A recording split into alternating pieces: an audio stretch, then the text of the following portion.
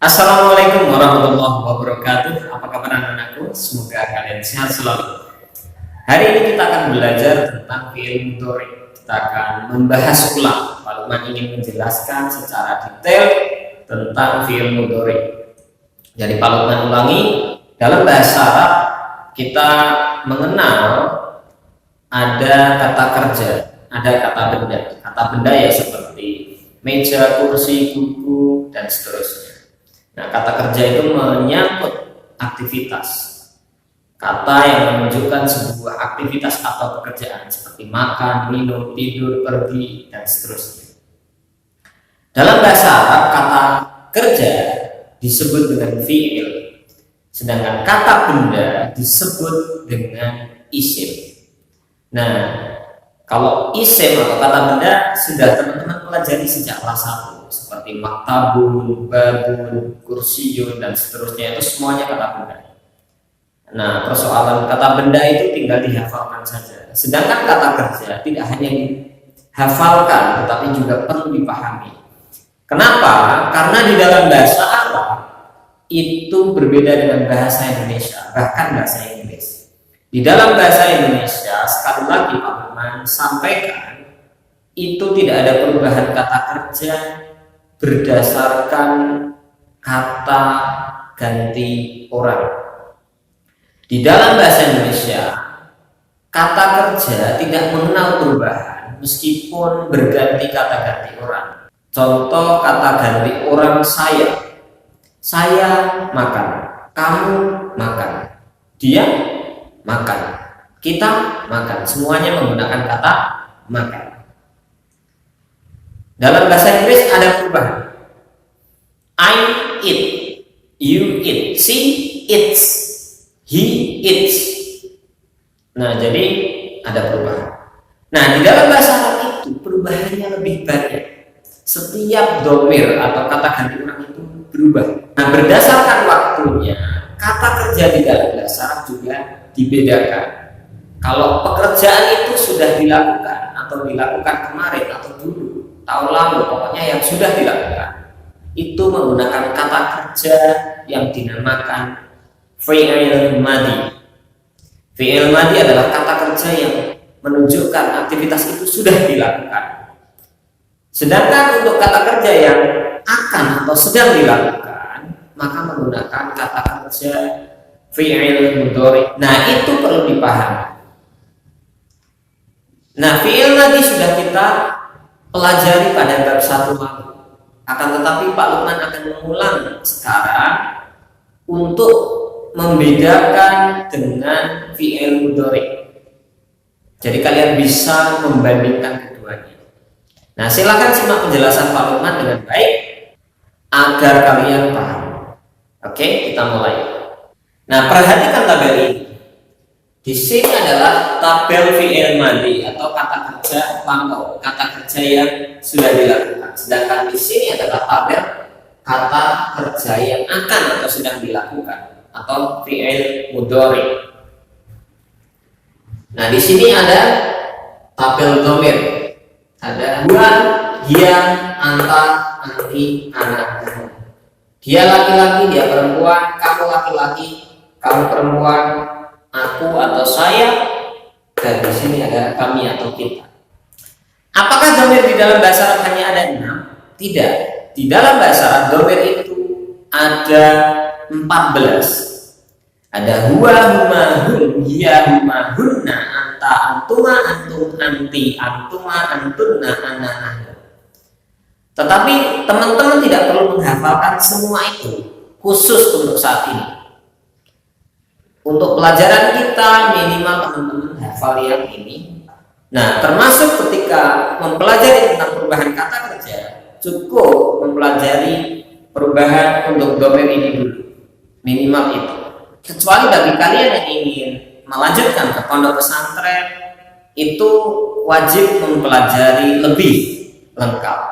Meskipun nanti di pesantren juga akan belajar, tetapi alangkah baiknya juga mempelajari sejak sekarang biar lebih siap. Nah, di dalam fi'il madhi perubahan itu terletak pada belakang, bagian belakang. Nah, misalnya telah menulis. Bahasa Arabnya adalah kataba. Kok di sini kataba? Sama. Ya, memang di dalam bahasa Arab yang biasa digunakan untuk rujukan atau patokan atau wazan itu adalah milik dua, baik itu di fi'il mudhari atau fi'il madhi. Nah, coba perhatikan. Kalau dia laki-laki sudah menulis, berarti dua kataba. Dia perempuan sudah menulis, ya katabat, tambah tak nanti di belakang. Kamu laki-laki sudah menulis, maka menjadi anta katabata. Baknya disukunkan, kemudian ditambah ta. Anti atau kamu perempuan sudah menulis, menjadi anti katabati. Baknya dimatikan, kemudian tambah ti. Ana atau saya atau aku sudah menulis, menjadi kata betul. Ana kata betul. Baknya dimatikan, tambah itu. Sedangkan nahnu, kami atau kita sudah menulis, menjadi nahnu kata benar. Baknya dimatikan, tambahin na. Ingat, nanya panjang, jangan kata benar pendek. Karena yang pendek itu milik dhamir yang lain. Perhatikan yang tabir fi'il mudhari. Nah, perubahan di fi'il mudhari sebagian besarnya ada di bagian depan. Lihat, sedang atau akan menulis. Yang tubuh. Ingat, yang dua patokan itu miliknya dua. Dia laki-laki sedang atau akan menulis, menjadi dua yang tubuh. Kalau dia perempuan sedang atau akan menulis, menjadi dia taktu. Depannya diganti tak. Jadi yang diganti tak. Yang tadinya yang tubuh menjadi taktu. Untuk anta atau kamu laki-laki itu sama menggunakan tak. Persis seperti punyanya dia.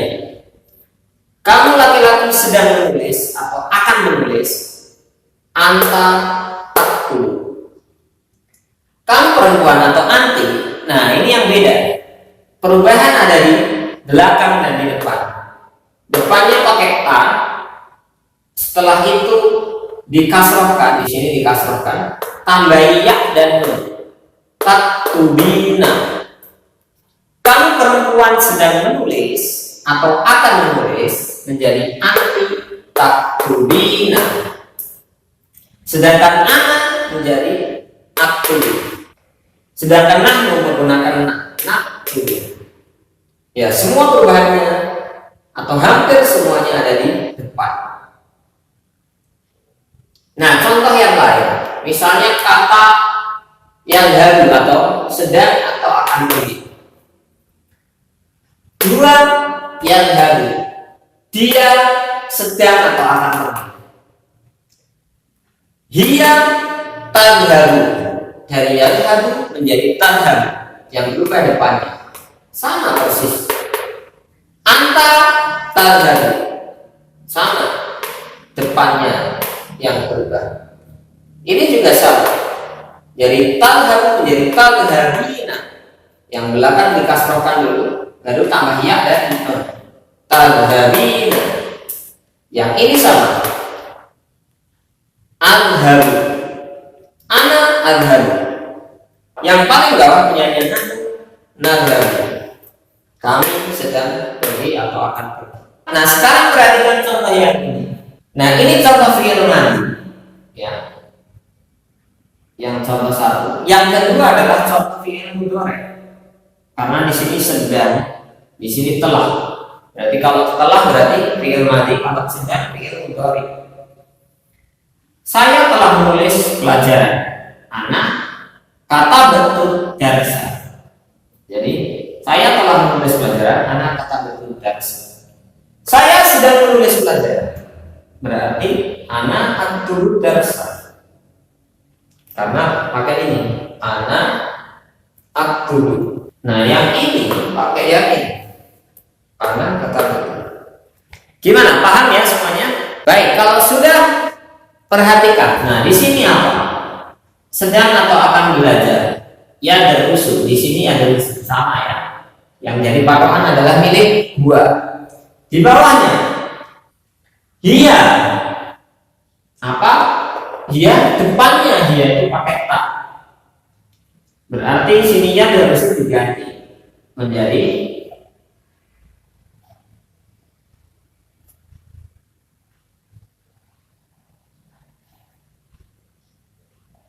ya.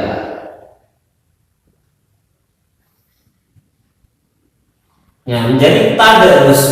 Untuk yang antar, lihat contohnya, punya anta sama dengan dia, jadi sama tadarus.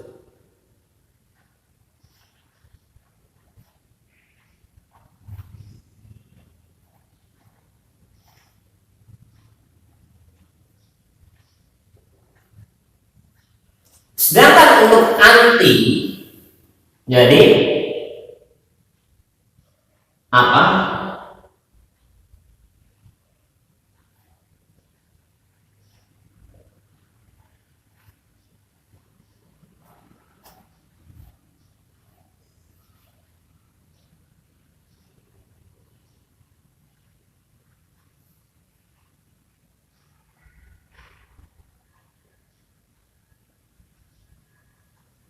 Sedangkan untuk anti menjadi tadarusina, di sini tadarus. Ingat belakangnya dikasrokan dulu, sinnya, jadi tambah ya dan tadarusina. Sini adarusu. Nah, sini apa? Nah, yang sini